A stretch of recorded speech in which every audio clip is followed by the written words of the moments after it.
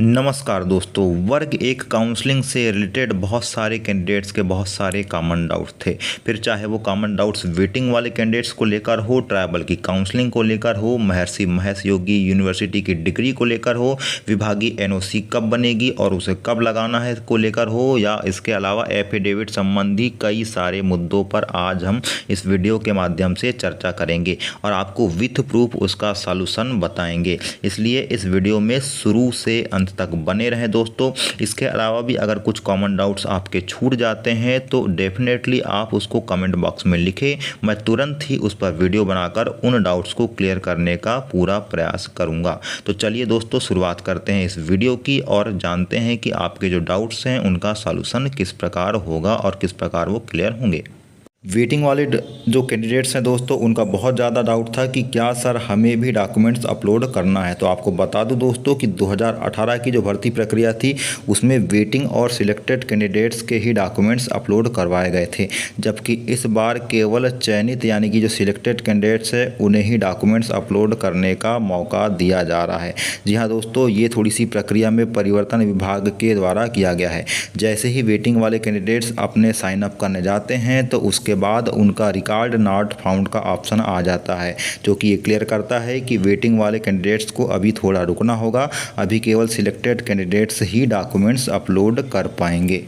Candidates का ये भी डाउट है कि क्या सर डीपीआई और ट्राइबल की काउंसलिंग एक साथ होगी या अलग अलग होगी। तो आपको बता दूं दोस्तों कि अभी चूंकि ऑप्शन तो लॉगिन करने के बाद दोनों के ही ओपन हो रहे हैं, लेकिन ट्राइबल की जो प्रोसेस है वो आगे बढ़ नहीं रही है। डीपीआई की प्रोसेस ही आगे बढ़ रही है। इसका सीधा मतलब ये है कि डीपीआई के द्वारा ही संयुक्त काउंसलिंग दोनों विभागों की जाना है। कई सारे कैंडिडेट्स का महर्षि महेश योगी यूनिवर्सिटी की डिग्री को लेकर के सवाल था कि क्या सर हमने इस विश्वविद्यालय से यूजी या पीजी किया है तो वह मान्य तो होगा या नहीं होगा, या हमें रिजेक्ट कर दिया जाएगा। तो आपको बता दूं दोस्तों कि यूजीसी के द्वारा 25 जनवरी 2023 की स्थिति में समस्त भारत देश की समस्त कैटेगरीज की 1074 यूनिवर्सिटीज़ की लिस्ट यहाँ पर जारी की गई है। तो आपको मैं विथ प्रूफ बता देता हूँ कि महर्षि महेश योगी यूनिवर्सिटी मान्य होगी या नहीं होगी। इसके लिए यहाँ पर उसे आपको सर्च करना पड़ेगा।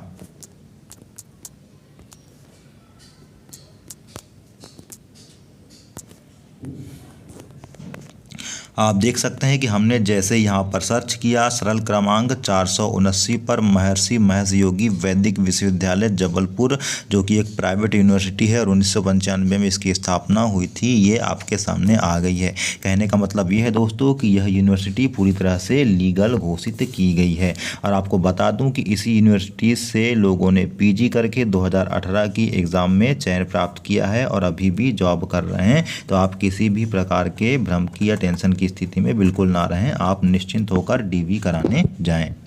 दोस्तों, एक और आईएमपी बात आपको बता दूं कि जितने भी प्रकार की पीडीएफ आपको मैं विद प्रूफ शेयर करता हूं या आपके उसके संबंध में बताता हूं, उसे आप हमारे टेलीग्राम चैनल पर ज्वाइन करके प्राप्त कर सकते हैं। टेलीग्राम चैनल ज्वाइन करने के लिए आपको डिस्क्रिप्शन बॉक्स में टेलीग्राम चैनल का लिंक दिखाई देगा, जिस पर ज्वाइन करके आप ये सभी पीडीएफ प्राप्त कर सकते हैं।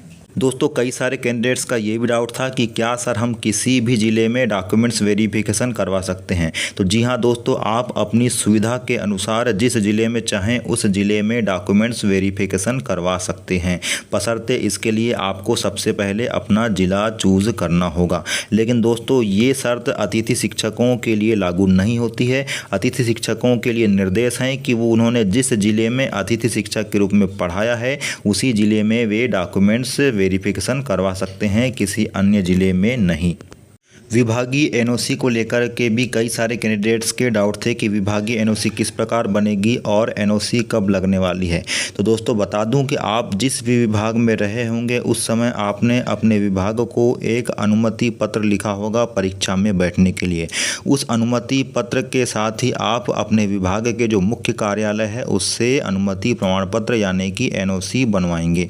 अगर शिक्षा विभाग में कोई पहले से रहा होगा तो शिक्षा विभाग के एसी या डीईओ कार्यालय से अनुमति प्रमाण पत्र बनवाना अनिवार्य होगा। और दोस्तों, बता दूं कि ये जो अनुमति प्रमाण पत्र यानी कि एनओसी होगा, यह जब आप ज्वाइन कर रहे होंगे एसी ऑफिस या डीईओ ऑफिस, उस समय आपको लगने वाली है। बहुत सारे कैंडिडेट अपना साइन अप नहीं कर पा रहे हैं। तो दोस्तों आपको बता दूं कि आपके द्वारा पात्रता परीक्षा के समय जो ईमेल आईडी या मोबाइल नंबर डाला गया रहा होगा, अगर वो चेंज हो चुका है तो आप अपने डीईओ कार्यालय से उसको अपडेट करवाएंगे, जिसके बाद ही आपको पासवर्ड आपके मोबाइल नंबर या ईमेल पर प्राप्त होगा, जिसके माध्यम से आप कैंडिडेट लॉगिन कर सकते हैं। और कैंडिडेट लॉगिन करने के बाद ही आप आगे की पूरी प्रक्रिया को कर पाएंगे। तो दोस्तों आज ही आपको डीईओ कार्यालय में संपर्क करना है, वहां जाना है और अपना ईमेल आईडी और मोबाइल नंबर दोनों ही अपडेट करवा लेना है। दोस्तों इसके अलावा भी विभाग के द्वारा सामान्य प्रश्न और उसका समाधान दिया गया है, जिसको लेकर मैं जल्द ही आपके सामने एक वीडियो अपलोड करने वाला हूं। दोस्तों आपको बता दूं कि आपके इस प्रकार के अगर कोई और अन्य डाउट है तो उसको भी आप कमेंट सेक्शन में ज़रूर पूछें, ताकि उन डाउट्स को भी मैं अगले इस वीडियो में इंक्लूड कर सकूं। तब तक के लिए नमस्कार।